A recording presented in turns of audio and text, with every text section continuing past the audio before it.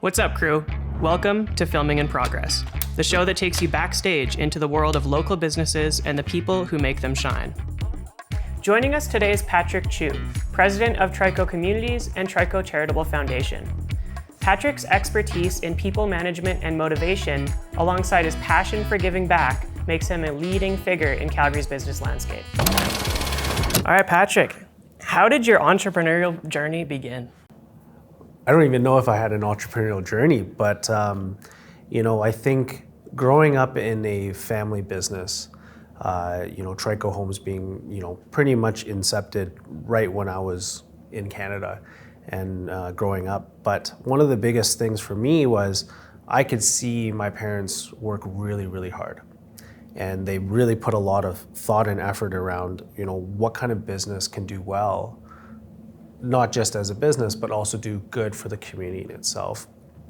My entrepreneurial journey kind of stems from just learning from them, as they're my role models. But as I've integrated myself into the family business about 9 years ago now, we have this saying from the company side, doing well by doing good. That's been kind of like that corporate philosophy, the corporate model that we have. And it just stems down from the Chiu family, but into all the Trico group of companies. Basic definition for us for doing well is you do well in business because you have to be profitable. But if you can do good for the community that was able to get you to do well, that's really impactful. And in a way, it almost translates that into social entrepreneurship. So to me, my entrepreneurial journey is really a social entrepreneurial journey. I always think that people helping people is such a beautiful thing to have, but if we're able to really harness that and change the different mindsets of entrepreneurs these days, that it's not just social impact we're looking for, we're actually utilizing business models to solve social problems. How can we kind of do that? So now it's really, we've been able to define it, but that's been our challenge now, is how can we get it out to the masses? And so I think, starting in Calgary as that hub, we have the grassroots here. Alberta and Calgary have the biggest backbone and economy of entrepreneurs for not just our province, but for our nation as well. So it's great to kind of see that and seeing the shifts that we're seeing in the business leaders today. So. Was it always the plan, when you were growing up, that you were going to be involved in the family business, or how did that come about? I would say, to me, yes, I always wanted to be a part of it. I just didn't know how I fit. Especially growing up, I was like, I don't know, I'm not good at school. I like sports, and then what are sports going to do for me in the future? So to me, I was like, if I can just focus on building my own skill set, showing that I'm capable of, at least doing good at one particular thing. If it's going to be in marketing, if it was going to be in HR or any part of a business perspective, I could bring that to the table. I could bring that to the family. The journey from that for me was really around, throughout, school, in junior high, high school, university, I never really had a summer off. I was always working. And I think that was kind of ingrained into me early. It's just like, you have to have that really grit and that good work ethic to try to get through this dog-eat-dog world. So when we could pretty much get me into the office, I was 12, 13, so child labor laws don't apply to family businesses, but I was filing right away and waking up, going to work from 8 to 4, making sure I can earn my keep in that way. But it wasn't until I got into my co-op program at my undergrad at Dalhousie that I can see the different, industries. I worked in a bank, I worked in oil and gas, worked in, a biotech firm even after when I was graduated. Those kind of experiences allowed me to kind of harness in on what am I good at. And Wayne and Eleanor, they're the ones that really identified what I was good at, because they know me better than myself. I think parents do that. They said, I'm good with people. I'm good with communication. So how can I really hone in on that? So it wasn't until 2015 where Wayne actually, at the dinner table, he was like, okay, you've been working at this biotech firm for 3 years. See you grow. can you come to my office tomorrow? I want to have a coffee chat with you. We're eating dinner. So I'm like, well, why don't you just ask me now? I was like, no, I really want you to come in. So I told my boss, hey, I'm gonna go have a coffee with my father and I'll be leaving a little earlier today. And right when I sat in the office with him, he's like, I have a job opportunity for you.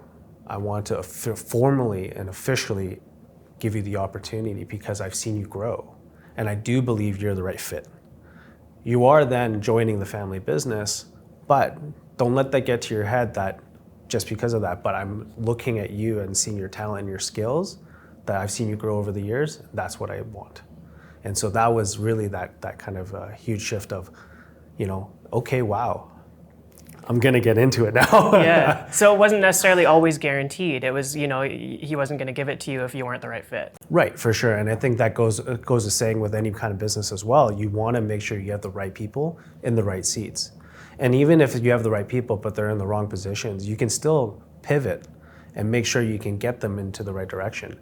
I think one of the beautiful things that I've learned over, working for so long now, is you got to give people the opportunity to try something, and then don't let them be afraid to come back, to have that support and that safety. Because if you let them go out there and then you cut it off and say, well, now you're done, you're no longer needed, that kind of sends the wrong message. So it's important, I think, to really make sure that we have that ability to give them that opportunity. Yeah.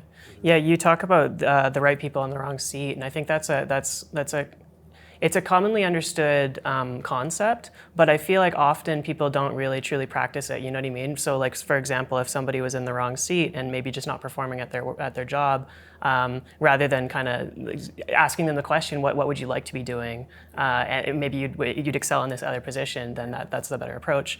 How have you seen that, and how have you gone about that in the past? I think for me, with with relationships and people, and just building great communication around what I can do and how I can, support somebody's, well-being, especially being in the home building industry or in property management or now into seniors.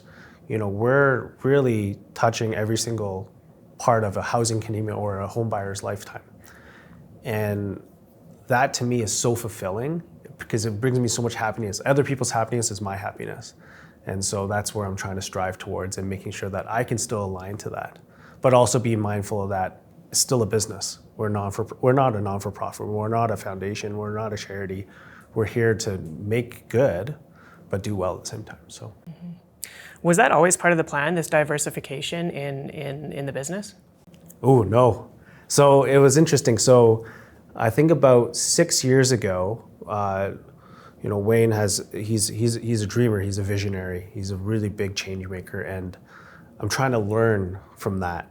And he said, home building is only so much we could do, but what else are we good at? We're really good at construction. Okay, well, let's take that one step further.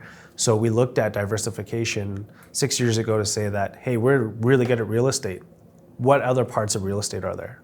Well, there's rentals, there's senior living, and then there's additional, to be that social entrepreneur, other business lines that we can find verticals for. So, at that time, we also did a heavily investment into AI, which a lot of, home builders or construction companies weren't really into at that time. They are now, because that's where the market's changing towards, but we were really able to tap into it right away.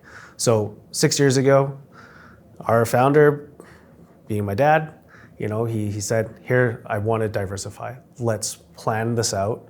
So that's how we got Kingsland Junction here today. And I want you to build a team that could help me successfully run it. So that's what we're doing now. Wow. Crazy. Yeah, no doubt. So 6 years, we have been able to deploy about close to 800 units of rentals, commercial spaces, and seniors across Calgary. Yeah. What a crazy roller coaster. No doubt. Well, the foresight to do that, and talking about AI, I definitely want to explore that, because that, if you 6 years ago is when you decided to invest in AI. Yes. Wow. That is some foresight. Right. And to me, I was just like, AI is cool, but do we have to pour this much money into it right now? Because there's so many things and opportunities at that time. So for sure, when I saw that, hey, that's where the trend is. I missed that mark. So then now I can go back and be like, okay, what marks are coming up now that we're now success for the future? Yeah. What are those things? Well, that's the golden goose, isn't it? Yeah. But no, I think for us, like getting into seniors is one thing. Running a seniors operations, what we have done is actually a very inclusive community. So we are providing independent, assisted, and memory care all in one facility. That in itself is a community, as a family, so that they can age in place. Rather than, you're staying in one facility, one community, and then you have to move to another just because your health deteriorates. And then you go to long-term care and so we were one of the first ones to really kind of harness that. The hard part right now that we're dealing with is private. So we don't have any AHS contracts. All our staff is all on our payroll. So I have a lot of people's livelihoods on us. But we are providing a high service level. And we're providing, I think it's easy for us to pivot in this diversification is that Trico already had a name for itself within 25 years already by then. So using that into these new verticals has been great.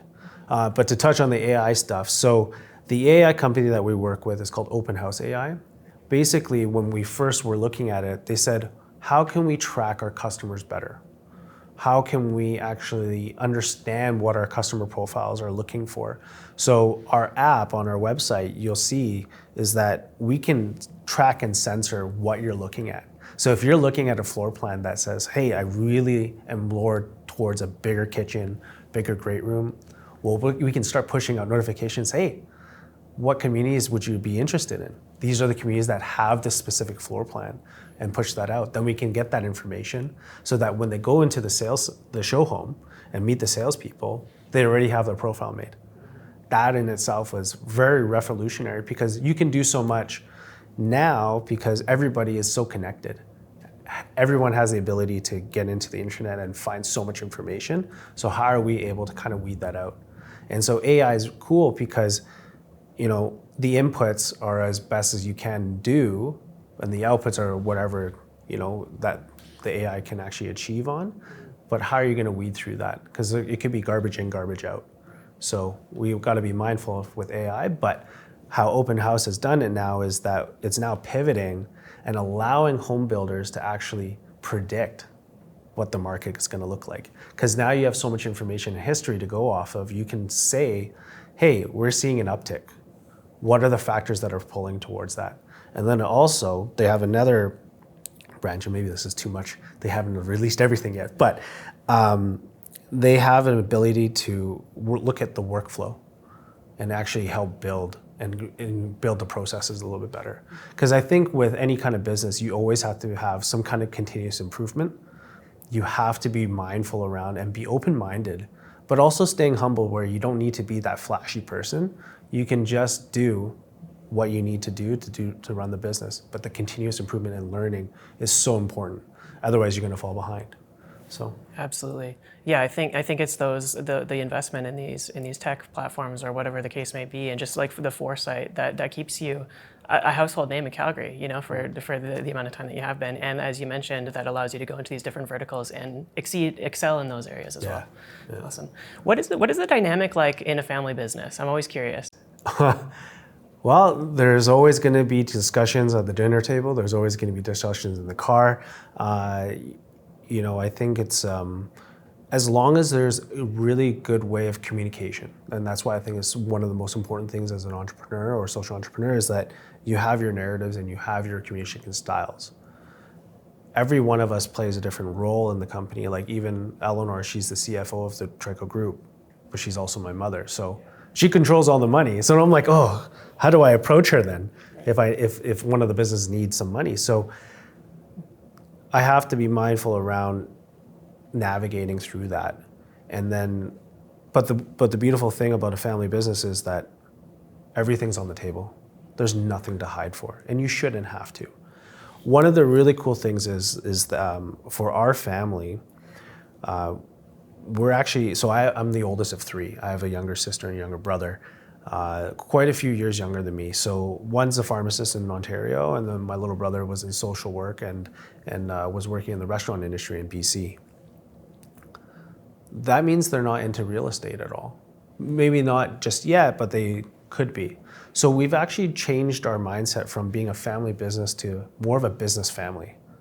And how do we look at that? So we look at that our family set up and created all this generational wealth that we're going to share amongst our whole family anyways, because we want everyone to live well, do well, and want to strive towards their passions. Well, let's look at the businesses and the industries that they want to be in. And as a family, let's support that. Instead of saying that we want to be a family that has a business and we're going to pour all our family into that business, we're looking at the other way. So that now we can create more than just that group of companies, of real estate companies, we can get into all these different industries. So my selfish hope and goal is to build enough financial, support for them, so that if they ever wanted to, as a pharmacist, I always said to my little sister, you could be the slumlord of like pharmacies or Shoppers Drug Marts. And so can you get yourself into that? Like, is that something that you're striving towards? Okay, then let's work together on making a business plan and let's execute it on it together. And that is where I think is the most value creation and shared value that we can find in a business family. Crazy, huh? I love that way of thinking of it. Is there appetite from your siblings to be entrepreneurs? I always wonder, is that something that is ingrained in you as you grow up, or maybe they don't want to be? I think there's always going to be that part of people in general that they have that sense, oh, I could do that. But it's always the ability of take that leap of faith to actually do it, right? And for them, I think they do have it. It's just they haven't seen what the outcomes or the journey looks like just yet. We can only talk so much about it, but I think even for our generation now, we have to learn it the hard way. Let us learn it ourselves instead of just learning it through books or just being taught it. We actually have to go through it. So, and that's where I think my social entrepreneurial journey really stems from, is that I'm getting enough time and experience in. Because that's one of the biggest things in being the new generation. The old generation always says, oh, you don't have enough experience yet. Well, I'm also learning at a much faster pace than you did at my age. So it can't be really compared apples to apples. But I do agree that we do need more exposure and more experiences to actually make the better decisions in the future, because we're having the ability to gather so much information. Right. Do you find that you have to put boundaries in place, at family dinners and that sort of thing, so that you're not constantly dealing with work? Yeah, I think what's good though is that as long as you know each other's communication styles, you can kind of say, I'll have to find out for you tomorrow, rather than just saying, no, I'm not going to answer you right now. It's like, no, I understand your question that you're asking me to have. I don't have it right now. I'll find it out for you tomorrow when I'm at the office. As long as there's a clear expectation and there's a deadline to that, then I think that you're effectively communicating well, so that there's the boundaries there. I think I've definitely seen the case studies and seen in the counterparts of not just in our industry but other industries of family businesses where it just blows up. One dinner, one spouse says to another spouse, or one sibling says to another sibling, and they start fighting and everything. One of my biggest things is I'm always trying to make sure that the relationships are all sound with all members. And how do I do that? Just the constant phone calls, text messages, traveling to the different cities that my siblings are in, and just spending that quality of time with them, so that they're able to know that, you're still part of the family. You're not, even if you're distanced away, you're still loved and cared for and supported by. So if you ever wanted to come back, hey, we have that gold card to go. So love it. Yeah. Communication is obviously, you mentioned kind of what got you here and has always been your strength. Was that always the case, or was that learned? I think it's a little bit of both, right? I think you just have to have that natural tendency first, but I do believe it's a muscle that you can continuously work on. It's like your brain, you can just continuously learn and harness on it. There's only so much ability to say that, yeah, you can be empathetic and compassionate and being humble and modest or anything like that, but those are additional things that you can kind of work on, because if you fake courage, you're pretty much being courageous. So how are you able to get there? I think just over time. I think for me, the biotechnology role that I was in was investor relations and marketing communications. I think that was one of my biggest kind of stepping stones, is that how can I take a scientific report and bring it to layman's terms?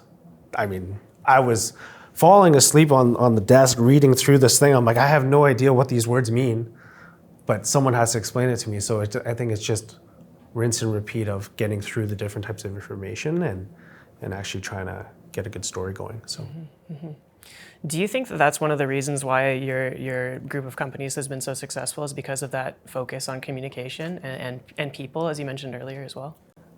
Yeah, I do believe so. But I also believe it's around the values and the purpose statement that we have as the group of companies. Doing well by doing good. But then Trico has the 5 values right in its name, which is interesting enough. And that's trust, respect, integrity, community, and opportunity. How hard is it going to be to find someone that can align to those? Not too bad. And if they're aligned to that, how are they going to fit into the organization in the positions where they need to be in? And so for us, I don't think it's that hard. It's just making sure that we don't stray away from it. If at any moment our integrity is ever compromised, we ourselves as business leaders or even as employees or staff members, you're not doing justice to yourself then. So that's where I think is the most important, is that if you can keep aligned with your purpose and your values as a company and as a team, you're better off. So. How do you go about measuring yourself against these values that you have? And what I mean by that is, is it just as simple as when you make a decision, having those 5 core values in mind and ensuring that aligns, or is there something more formal? I think for sure. I think as long as it's in the back of your mind, like I think one of the best case studies was Google. Don't be evil was really one of the things that they had at the very beginning. Now it's a little different, but them at that time, like that's a perfect example of saying like we can't stray away from what we know we can do well and then do good in as well. We're not striving to be like the number one. We're striving to be preferred. We don't need that spotlight. Let's just do good in what we can do and just continue to strive for that. So for me as a leader, when I'm making all these major decisions, I definitely want to have all the information possible. That's the best way to handle it. But to get there as well, you have to be mindful and be, skeptical of everything that comes in. Take everything with a grain of salt. But the ability to get through that, it's so important. So, yeah. When you're making all of these major decisions across multiple companies and that sort of thing, it's like you said, you need all of the information, but you also need to really determine how to prioritize your time and determine what needs your time at any given point. Mm-hmm. What does that process look like for you? A lot of time management, a lot of organization. People will come to my office and they'll see a lot of stuff. To me, it's my organized mess. I know where everything is. I can actually say like, oh, this file is here, so I can get through that. But to me, it's when things come up, how important is it to prioritize that it does need that additional fix? Or can I trust my team members to find out the solution? Because at the end of the day now, I think the platform that I've given my team is that they come to me with the problem and alternatives and then the recommended solution. Before I even get to that point of like, okay, we need to find more information, they're already coming to me with those 3 items. That to me is a really effective team then, because then the decisions are much quicker. So then I'm able to actually prioritize that. If it is an issue that they can't have identified or solved yet, then we'll work on that together. And we have the tools and the resources in the company to do that. So it's well structured in governance that way. Yeah. Mm-hmm. How do you move a team from maybe just coming to you with the problem and not having potential solutions to work through?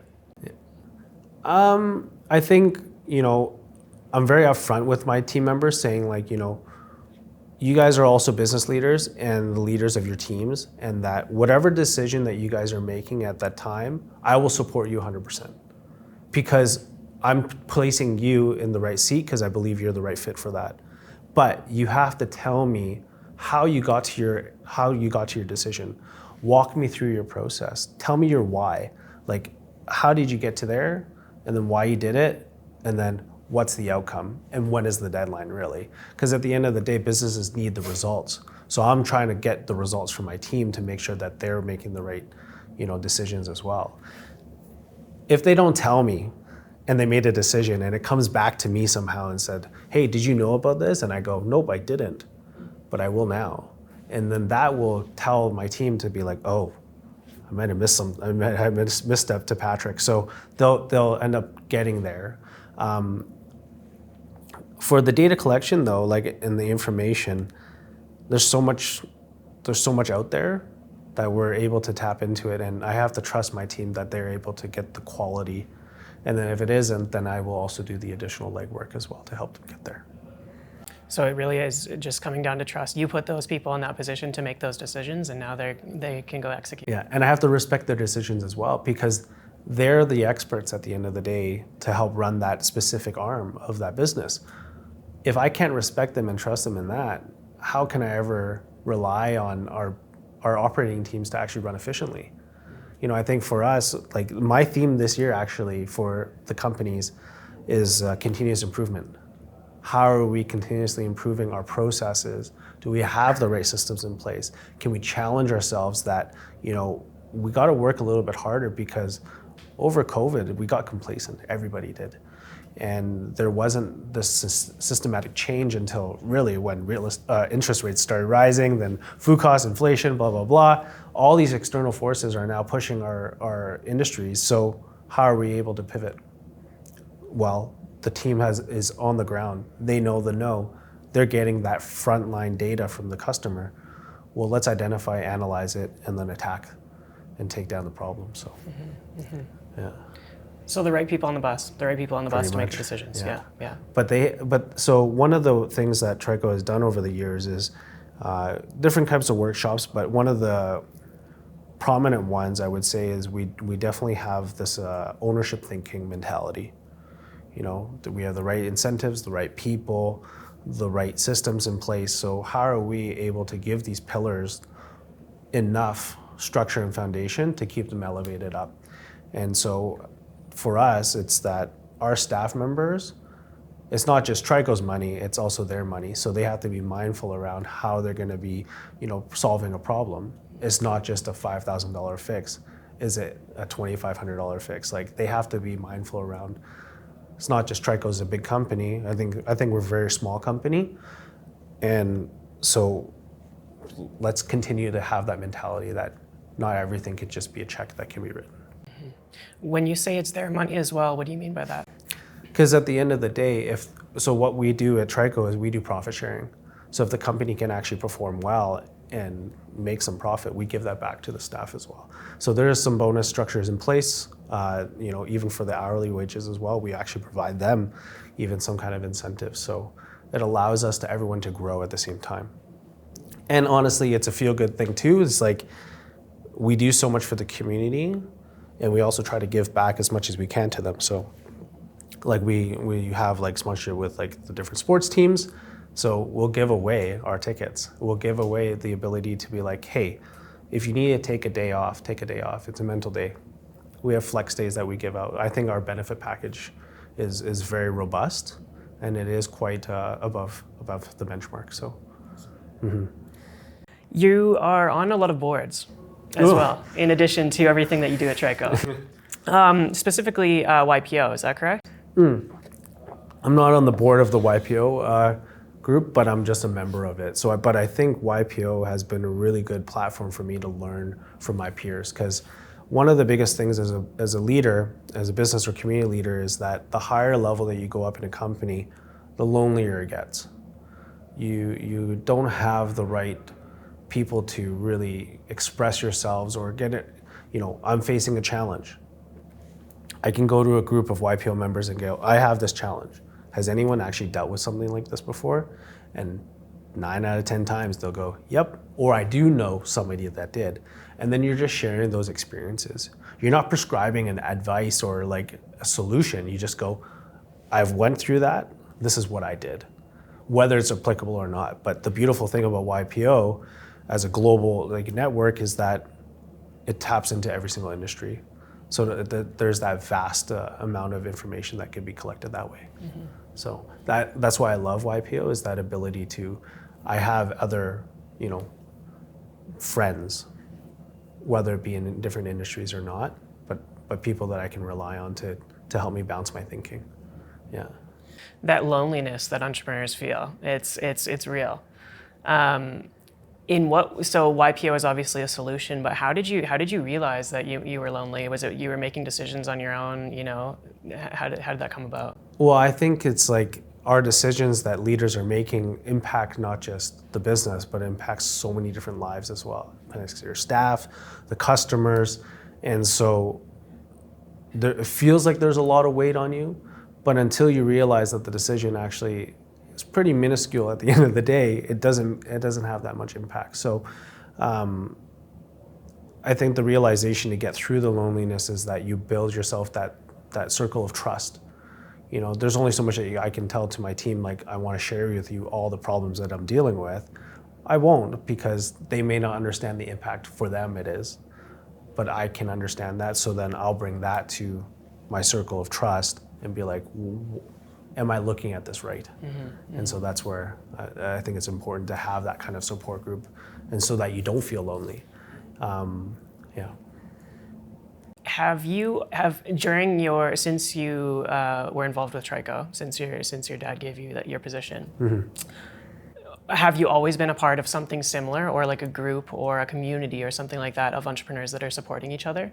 I think naturally, even from my friend group outside of work and everything like that too, I've definitely seen their shift in getting into business and seeing where their kind of pathways are leading to.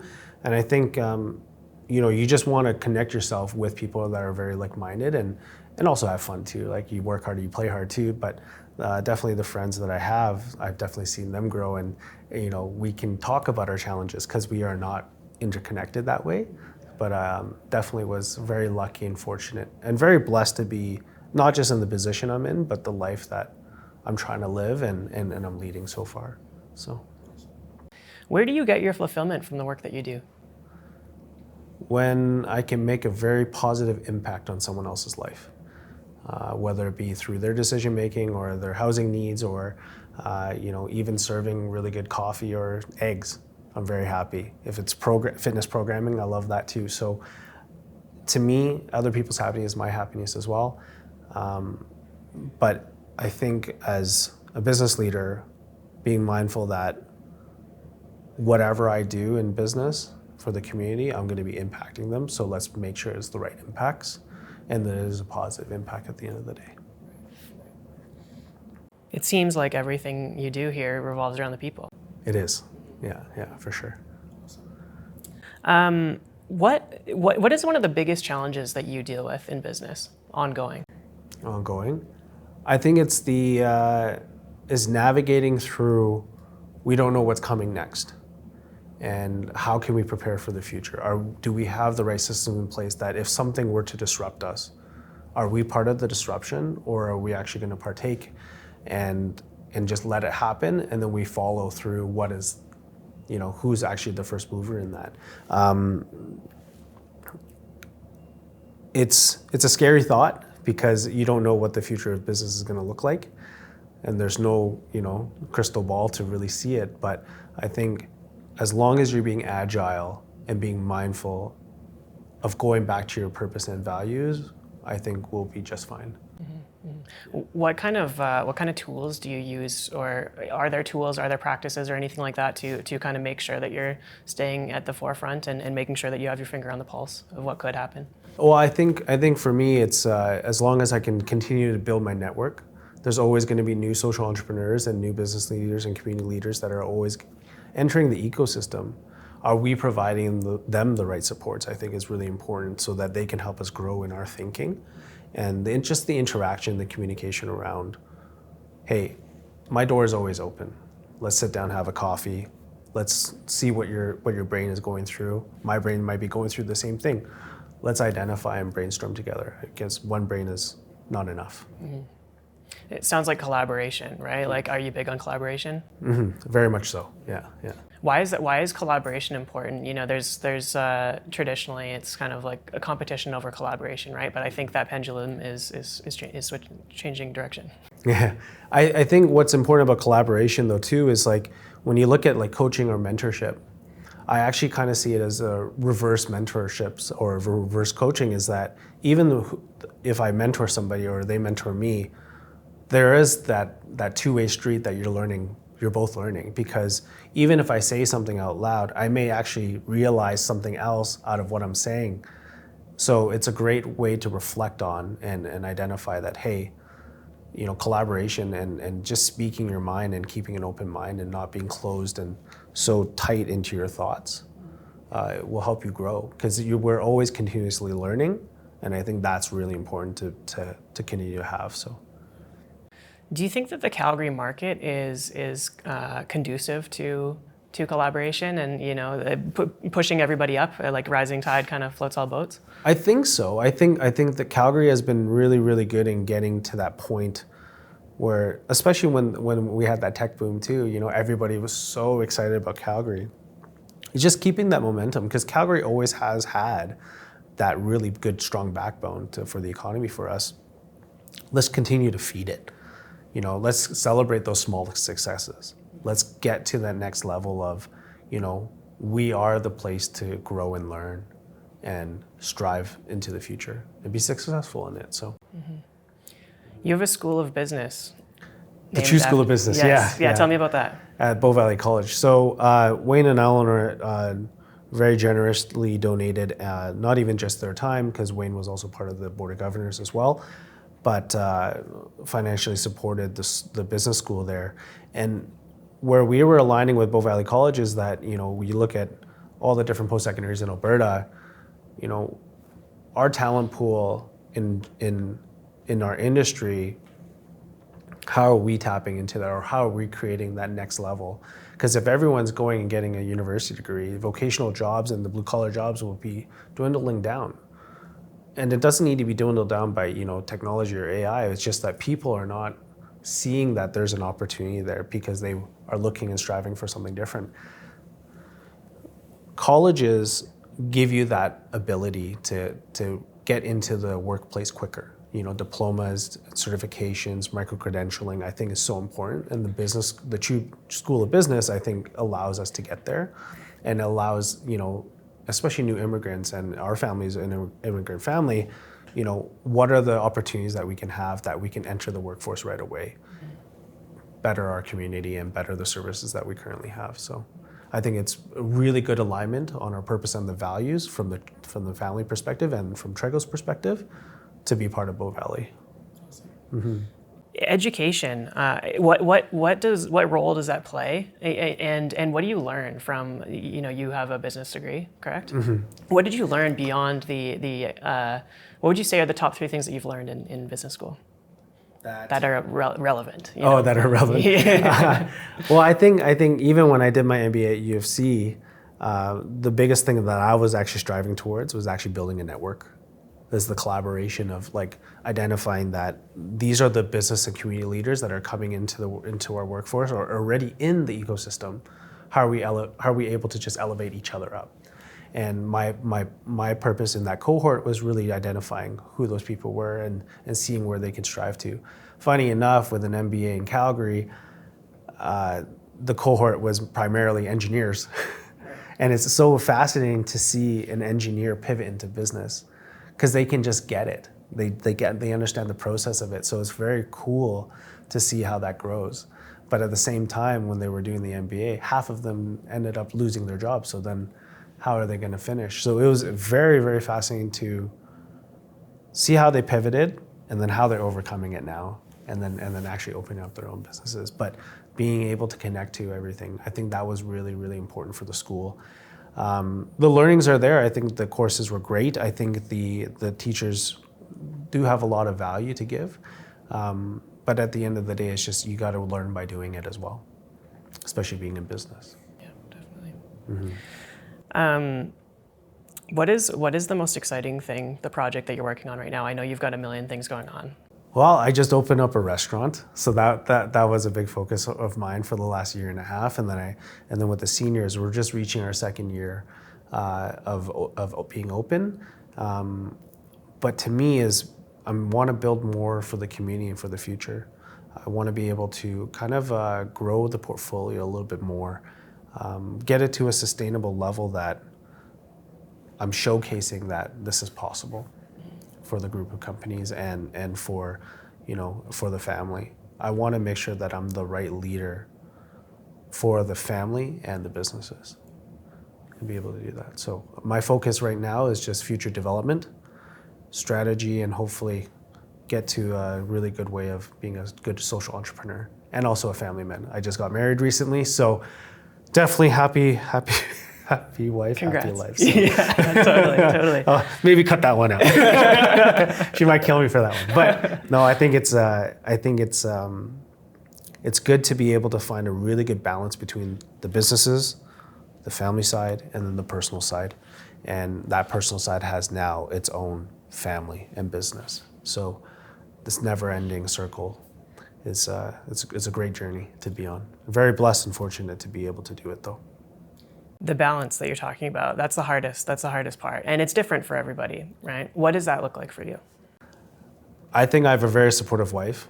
She's an engineer by trade, so she understands the process of it all, but super, super supportive and understands that when I come home from work, it's like I can vent out, relax, brings me that comfort and kind of levels down my energy a little bit to get me grounded again, to be like, don't bring the work home. And just enjoy those little moments together and be able to be like, we have a family to grow. Let's be mindful of that, So the balance is great. I don't think there is a work-life balance in general because especially in these positions, you're always going to be thinking about the business. But it's the ability to know that you have to be in the moment. And if that moment requires you to be the family man in that moment, it's best that you keep to being that family man and being purposeful and have those values in that. So Support systems. Yep, definitely. Yeah. You were talking a little bit earlier about processes and specifically when we were talking about engineers. How important is our processes in business? Huge. I think if you have the right systems in place, you have a well-oiled machine, I think it's great. One of the things that we've done is with continuous improvement, you can use so many different business models out there. You have Lean, Six Sigma, Kaizen. We integrate all these different things, but each business unit will have to align themselves with what is actually the best for them, and then continuously use those tools. But then also be able to seek out new tools as well, because we want to see some change. These are all improvements that we're going to see efficiencies in. So let's continuously do that. I think it's very important. So yes, definitely agree that process in business, huge. The systems, huge. But most importantly, the people, because they're the ones to help drive it. Yeah. What is one of the biggest mistakes that you've made in business in your career? Opening up a restaurant. No, I think, I don't know if I would call them mistakes. I think I'd just call them learnings. I think there are financial mistakes and you lose money, but the thing is though, you learn from that and actually think to yourself, do you know what? I don't need to do that anymore. Or I can do that again, but I know what I did wrong last time. I'm gonna improve and make it better. So I think to me, these are all just learnings. And I'm grateful that I have the right supports, that I can have these learnings, but these failures will just continue to make you get better. And then that's where you're gonna find that success. And I think the most important thing though is that there's no such thing as overnight success. You have to put the blood, sweat, and tears, the work ethic, the grit, the grind. You have to go through all those things to get that outcome. And it's being mindful to think that, watch out your health, watch out your family, watch out your balance, watch out your work, your personal style. Just continuously learn. So. Do you think that's a common misconception in maybe young entrepreneurs or aspiring entrepreneurs that they can find this overnight success without doing the work? I think people right now in this generation, it depends on how they're showcasing it as well. I rather be quiet and dominate silently than being really flamboyant and just really out there and being like, yeah, I'm doing such good things. But when you actually go into the details of that good thing, it's not really much. So I think it's just put the time in and you'll see the results come out. You said you just opened a restaurant. That seems like a big difference from the other things that you're doing. Yes. Do you find that there's similarities in all of the different, in like leading any business, or is everyone a different challenge? I think everyone provides a different challenge just because you don't know what you don't know. But being part of the restaurant industry, I think one is very lucky, and I think the way that we looked at it though was that during COVID, no one wanted to open a restaurant. But we had a commercial space in our building here, and we have two very talented executive chefs, and one in our senior side, and then she brought in another one. So I started collaborating with them and just kind of understanding like, okay, if we were to do a restaurant, what would that look like? How can we plan this out? And so I think that's when the initial kind of journey kind of starts with it, is like, okay, we have an idea. Let's flesh it out, let's flesh it out, let's flesh it out. Okay, good. Let's figure out the model, the business model. Okay, we got the business model done. Do we have the right systems in place? Okay, we got some systems in place. What are we gonna do? Okay, let's just do it. Let's just don't dive right into it, take that leap of faith. Let's see how it goes. I think with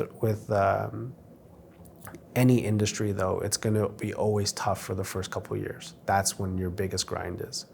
And so that's why I'm saying that there's no overnight success.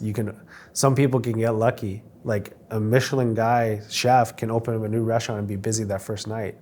But don't forget his journey to become that Michelin chef. I think is really important. So how we're trending right now is how I look at it, and kind of explaining it from the strategy perspective is that every time I have another mixed use development like this, I now have a new business unit that can go right into it, that becomes an anchor tenant, that will have a strong brand that we're trying to get into those industries in.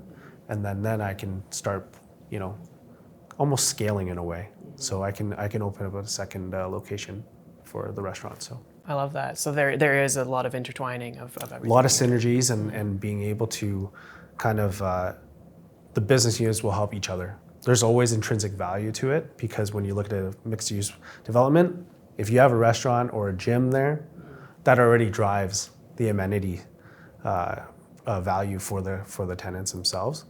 Guess what? I have both of those business units under wraps. So let's do that as we continue on. Yeah. As an entrepreneur, are you always having different kind of ideas pop up? Oh, maybe I could do this, maybe I could do that? All the time.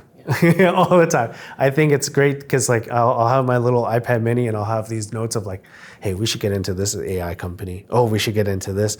Then I go back and I go, I don't have time for this right now. Yeah. But I would share that with the team and being like, who has interest in it? The team can say to me, yeah, there's definitely this new software that came out. We should definitely look into that. So the team can go and find it out and come back and we can sit down as a group together to make a decision if it's worthwhile to get into. Do you have a process to determine what might be worth exploring? We have like business cases that we we have the steps to do it all. Is it fully formalized? No, I would say no, because then I would almost take away from the team a little bit if I have an organized process to be like, if anyone has any ideas, come to me with these. And if they go to their work and start only working on that, thinking that is good work for them, but then it damages the operations, then it takes away from the actual core operations. I rather they focus on that so that I can focus on the future of the business itself. Mm-hmm. Ensuring that you're not just chasing the shiny object. Exactly. Right. Exactly. Yeah. You were talking a little bit earlier about how your staff are private and non-AHS, that sort of thing. What's the driving reason for that? Well, we didn't get the contract, so that's why. No, but I think what's interesting though is that one thing about seniors, and I love this industry, is that we're providing a huge level of care of people's livelihoods, especially towards the ending stages of their life. If we're able to, control the staffing and have the right staff that are bought into our values and purpose, we won't have any kind of, I guess you could say, brand damage. Because when someone says Trico, you're automatically thinking of Trico Homes, but then now you can automatically think of Trico Communities, or you can automatically think of Trico Living Well, and you're still getting that same level of customer service because of our values and purpose. I think that is really important, that our staff and our nurses all understand that. And that trickles throughout all the different departments and all the different businesses. So, awesome. Mm-hmm. But I will go for AHS contract though. I think it's very worthwhile, and I think the government is a great body to help us get there. It's just making sure that the process in itself and the impact it's going to have is still going to be positive. Mm-hmm. Yeah, it's not just throwing away taxpayers' money either. Right, 100%. It's what we've been talking about all along, is taking care of the customer, taking care of the people, right? Exactly, taking care of the society, of the community. So, and that's why, one of the biggest things when we say social enterprise or social entrepreneurship, the other certification that Trico has is that B Corp. And B Corp has a very clear definition, very similar to doing well by doing good or social enterprise, is using business for the force of good. And I think that's very important. And we've been a B Corp since the inception of B Corp. And we were the first home builder to actually to get that certification and still maintain it over the years. Wow. So it's quite an intensive application process. It is. As well as maintaining it. Why is that so important to you that you have that certification? To us is that, one, it aligns so well with our purpose and our values that why wouldn't we? And this is such a great way to benchmark ourselves and to make sure that our operations are still up to standard or above standard, and that we can be, not that role model, but be able to show the customers and the community that we are not just a business, we are like a social enterprise. I'm sure you are that role model though, right? Being the first builder in B Corp in general, right? First home builder at that time. Yeah. I know Chando's Construction was the other one, so kudos to them. Yeah. Yeah. Awesome. Patrick, what does success look like to you? Oh, I think if you can go home happy and understand that the work that you did that day or that week or in that given moment, that you have been able to positively impact somebody else, I think is success. And I think if you're able to get out there and kind of set the tone properly and communicate well, I think to me is success.